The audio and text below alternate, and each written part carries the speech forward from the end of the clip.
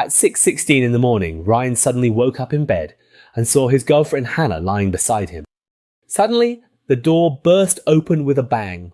3 masked men rushed in, knocked Ryan down, and dragged him outside. The sudden attack threw Ryan into a panic. He clung desperately to the wall, trying to seize the chance to escape, but one of the intruders pushed him down the stairs, killing him instantly. Yet, in the very next moment, Ryan suddenly woke up in bed again. It was still the familiar surroundings, still 6:16 in the morning. Before he could catch his breath, the door was kicked open once more, leaving Ryan completely bewildered. He didn't resist and let the masked men drag him to the basement and tie him up. When he turned his head, he saw a corpse lying on the ground. Soon after, Hannah was also brought in and tied up behind Ryan. The leader called himself Papa and said that the corpse on the ground was named Kuz, who had just been electrocuted by the mysterious machine in the house. After that, Papa mentioned that they were going next door to get something to eat, and gave Ryan 5 minutes to tell him the safe's combination, or else he would deal with the two of them. But Ryan clearly wasn't going to sit and wait for death. He noticed a pair of scissors on the table, struggled to break free from his restraints, and untied Hannah as well. While Ryan was investigating the scene, Hannah was drawn to the rapidly spinning machine. Ryan hurriedly warned her that the machine was called Acqui, and it carried a current as high as 20,000 volts, similar to the legendary perpetual motion machine. The reason Ryan knew all this was because it was his own creation. It turned out that by this time the world had already run out of energy. The large corporation Toros took the opportunity to seize power, leading to a war with a resistance group called Brock. Ryan was once an engineer at Toros, and after creating Acqui, he fled with the machine upon discovering Toros's true intentions. Right now, the most important thing was figuring out how to escape their predicament. Ryan put on his electric shock gloves, and together with Hannah, they crept outside, only to find 3 masked men watching the television news. Ryan quickly ducked to the other side, but Hannah made a noise, drawing the attention of the 3 men. Just as they were about to be discovered, Ryan threw a piece of machinery from the floor to the other side, seizing the opportunity to engage the 3 men in a scuffle. However, he was shot in the abdomen, and his life began to slip away rapidly. The next moment, Ryan woke up in bed again. By now, he realized something was wrong. He woke Hannah and searched for a weapon, but the bedroom door had already been forced open. Ryan sat in the chair, listening to the same words as before, now completely certain that he was trapped in a time loop. After the 3 intruders left, he used the same trick to free himself and explained to Hannah that he had already experienced all of this. But what he said was simply too unbelievable, and Hannah simply wouldn't believe him. To prove his theory, Ryan turned on the computer and found records left on it. He immediately realized that everything was caused by Acqui. Having died twice before, he knew how ruthless those masked men were, so he decided to strike first. Ryan had already noticed that the masked men were only wearing air masks, so he and Hannah went to the furnace room, planning to throw the gas canister into the ventilation duct and quietly take the lives of the 3 people. But after hearing this, Hannah seemed a bit hesitant. It was only after learning that the gas would cause a painless death that she reluctantly agreed. However, as soon as Ryan started the indoor ventilation, one of the men spotted him, startling Ryan so much that he quickly hid inside the room and braced the door with a wooden stick. Once things quieted down outside, Ryan left the room. But as soon as he entered the basement, he saw that the 3 men were completely unharmed and had once again taken control of Hannah. Seeing his girlfriend in danger, Ryan didn't dare resist and could only obediently open the safe. But after checking the cryptocurrency inside, the man named Sunny suddenly spoke up, stressing that since Ryan had seen their faces, they had to kill him. Hearing this, the old man decisively raised his gun. But in the next moment, Hannah unexpectedly stepped forward to stop him. Seeing this scene, Ryan finally understood his beloved girlfriend was actually in cahoots with the robbers. At that moment, another man noticed the rapidly operating Acqui and curiously asked what it was. Ryan casually explained that it was just an experiment. Before he could finish speaking, Sunny shot him dead. When he was tied up in the basement for the 4th time, Ryan was filled with grievance and anger. This time he didn't untie Hannah, but instead went to the computer and found a video of himself and Hannah. This left Ryan very puzzled. Why did he have no memory of this? In order to find out his girlfriend's true intentions, Ryan brought her into the furnace room and confronted her, exposing her real identity. This left Hannah utterly shocked, but she had no choice but to admit everything. It turned out that Ryan had created Acqui a year ago, only to discover that Toros wanted to use it for war. To prevent widespread destruction, Ryan decided to steal Acqui. When the soldiers couldn't find him, they turned to arresting Hannah for a harsh interrogation, but it was Dad and the others who rescued her. Because of this, Hannah harboured only resentment toward Ryan, and it was she who came up with the robbery plan. She deliberately leaked her whereabouts, allowing Ryan to find her, and then led Dad and the others to her hideout.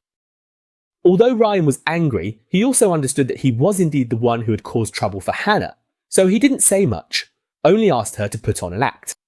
He agreed to split half of the money, but Hannah had to help keep the situation under control. Once the deal was made, Hannah appeared to draw the attention of the three, then Ryan came in holding a canister of poison gas. Taking the opportunity, Hannah stunned Sonny with a taser, and the other two, Dad and his companion, didn't dare resist and were tied to chairs. Seeing that they had control of the situation, Ryan once again had the idea of running away with Hannah, but Hannah was more concerned about the fate of the resistant. She raised her pistol and pointed it at Ryan, who had gone back on his word. Seeing that he remained completely unfazed, she turned and fired at the operating Aquila nearby, which was Ryan's lifeline.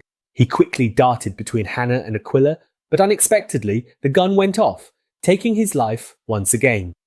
When Ryan woke up for the 5th time, he guarded against the 3 people outside the door as usual, but to his surprise, after Hannah woke up, she also retained memories from the previous loop. After the 3 masked people left, Ryan untied himself while questioning Hannah.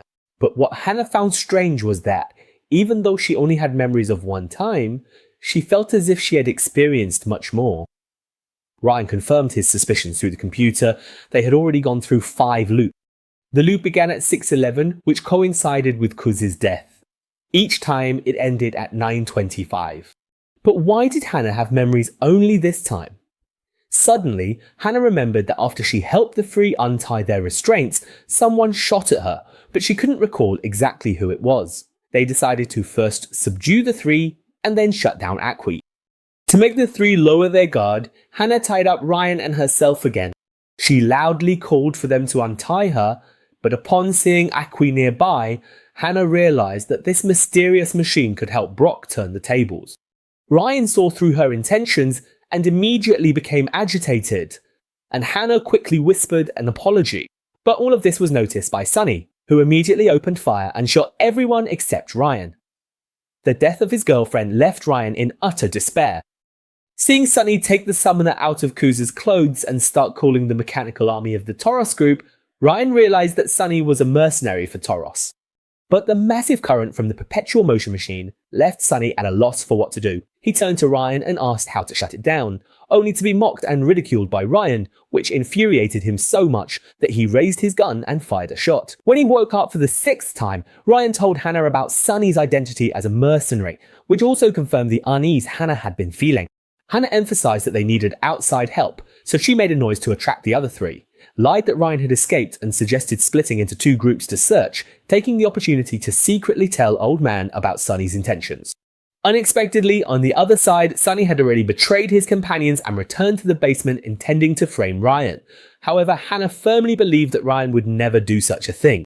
Sensing a strange hostility between the two, Sonny decided to strike first, shot Old Man, and then pointed the gun at Hannah. Fortunately, Ryan rushed out and tackled Sonny to the ground. The electric shock gloves landed blow after blow, electrocuting Sonny to death. When Ryan got up, he was surprised to notice that the perpetual motion machine seemed to be spinning faster and faster. But before he could think more about it, the fallen old man let out a groan. Hannah asked Ryan to help get the first aid kit, but just then, another companion who had regained consciousness and come downstairs saw the scene and mistakenly thought Ryan was the killer, instinctively pulling the trigger. Ryan felt a surge of frustration was so close to success, only for an unexpected obstacle to appear at the last moment. Fortunately, the 7th loop arrived quickly. However, this time no one burst through the door. Ryan and Hannah, puzzled, went outside to check, only to discover that the 2 old men had already died. Ryan quickly turned on the computer to check and learn that Akui was using electromagnetic waves to influence the brains of everyone in the house. Because Ryan and Hannah were farthest from the machine, the effects wore off for them first. Now, it seemed that Sunny had also regained his memory. Then, Ryan noticed that the end times recorded on the computer were always at 9:25, but the times of their deaths varied. This indicated that the time loop was not related to the time of their deaths. He then looked at the perpetual motion machine beside him. The battery charges the perpetual motion machine, and the perpetual motion machine in turn stores energy back into the battery. They are always using the same source of energy, just like how they are looping through the same period of time, which happens to be during the power outage at 9:25. The perpetual motion machine starts a new cycle because it runs out of power. Now that he understood the principle behind the perpetual motion machine, the most urgent task was to find Sunny. Otherwise, if Sunny sought outside help, it would attract the mechanical army. However, after searching the house, Lane couldn't find any trace of Sunny, so he had no choice but to return to the basement. Better safe than sorry. Lane told Hannah the destruction code for Acqui, so that if the mechanical army arrived and they couldn't resist, Acqui wouldn't fall into Taurus's hands. Lane went upstairs alone and found a corpse in the wardrobe dressed in Sunny's clothes. When he removed the mask, it turned out to be Kuz. Lane instantly realized something was wrong and hurried back, but Hannah had already been taken hostage by Sunny. Sunny demanded that Lane reveal the code to shut down the machines. Of course, Lane wouldn't let himself be manipulated and instead gave the destruction code. Seeing that Sunny didn't suspect anything, Lane raised his hands to show he was giving in and slowly approached Acqui. Seizing the right moment, he quickly used both arms to connect Acqui and Sunny. A massive current surged through his body, sending Lane into the 8th loop. This time, no one rushed in either. The two quietly approached the basement and actually saw Kuz alive clearly. Sunny's resurrection had warned him again. Gunshots rang out as Sunny shot and killed the other two companions, closed the iron door, and began discussing with Kuz how to shut down Acqui. Rain quietly locked the iron door from the outside and, following their previous plan, released the poison gas, expecting it to have already taken effect. The two returned to the basement and saw the 3 corpses neatly arranged, while Sunny had ended his own life in the corner just to slow down their progress. Avoiding Shuepo, Rain prepared to download Acqui's data and destroy it, but Hannah firmly opposed this for Brock's sake. The two started arguing. In a moment of agitation, Hannah grabbed a pen and threw it, cracking the transparent display board it hit. Rain remembered that this crack had appeared in that unfamiliar video. But how could Acqui have recorded something that would happen in the future? Curious, Rain opened the video to take a look, and in the next second, footage of the mechanical army's artillery appeared. Although it was unclear whether it was real, it likely foretold the future. Rain hurriedly told Hannah to get the money and supplies, while he took charge of shutting down Acqui. But during the operation, Hannah noticed something strange in the old man's mouth. She used a plastic sheet to pad the snow and went over to check. She took out a slip of paper with the destruction code written on it. Just as she was about to tell Rain about it, she accidentally stepped into a snowdrift and was instantly electrocuted, collapsing to the ground.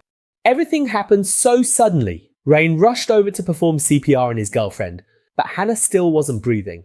Stroking her hair, Rain was overwhelmed with despair. Looking at the spinning Acqui behind him, he decided to restart time once again.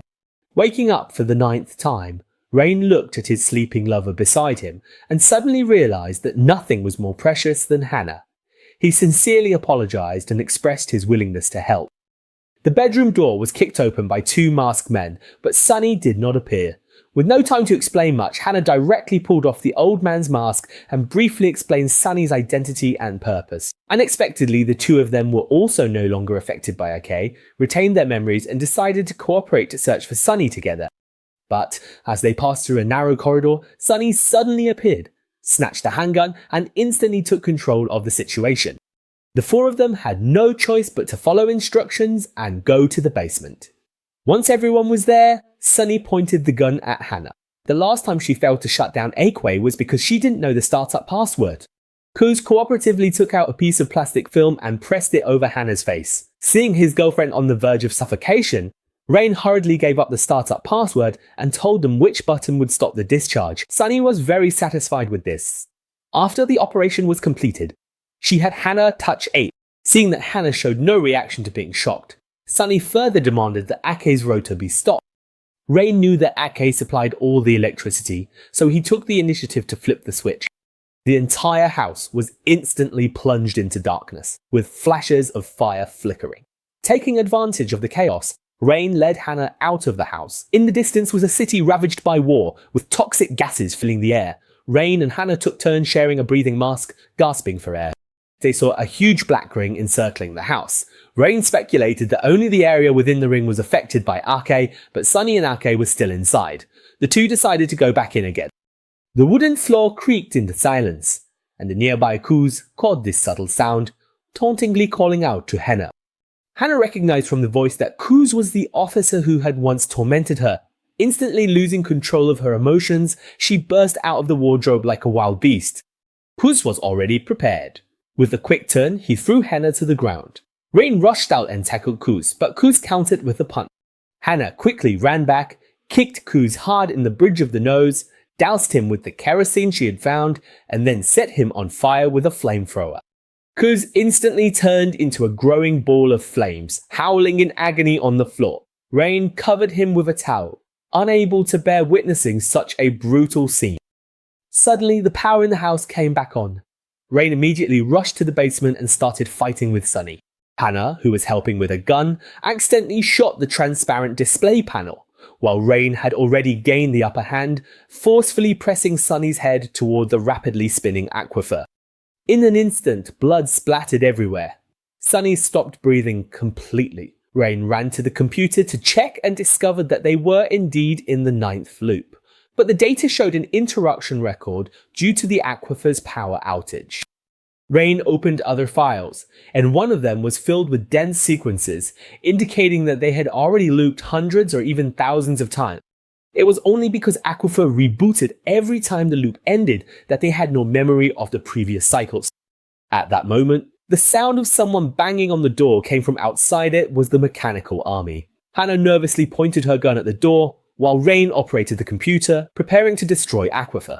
But after he entered the destruction code, he realized that Aquifer would cease to function, and under the mechanical army's gunfire, he and Hannah would die forever. At the critical moment, Rain decided to enter the loop once again.